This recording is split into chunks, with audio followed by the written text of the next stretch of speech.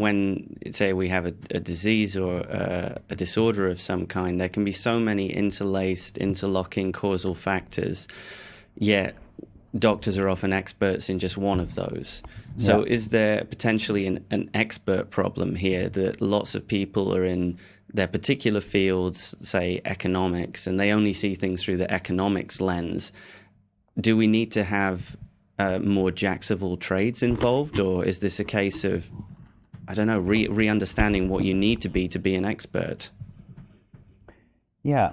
So an expert in a complicated system. See, one of the things about a complicated system is you can break it apart into parts and understand the parts in isolation, put it back together, and you don't have the same kinds of synergies that you have in complex self-organizing systems. So no one has to understand every part of the computer, because we can take it apart and put a new CPU in, put a new hard drive in.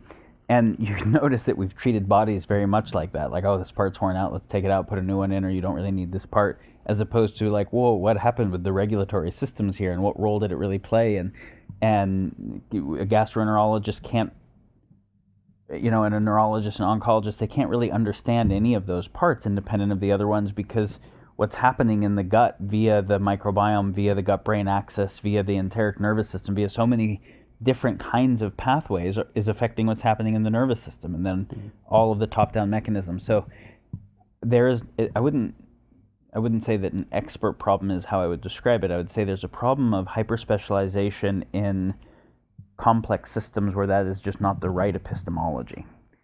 And Alfred North Whitehead wrote this great paper some decades ago called the problem of overspecialization. He said, notice how the smarter a kid is, the earlier we start moving them into specialization. And we move them further and further into specialization, so that by the time they do their PhD, there's a few people in the world that really understand their dissertation, and they have relatively little abstraction across domains, lateral thinking into other spaces, etc., because they're supposed to be able to do a good job of that specialized expertise. And of course, we know there were benefits of specialization, but I think then there were real problems with it. He said, so when all of our A students are thinking about tiny, tiny parts, then who's thinking about the whole?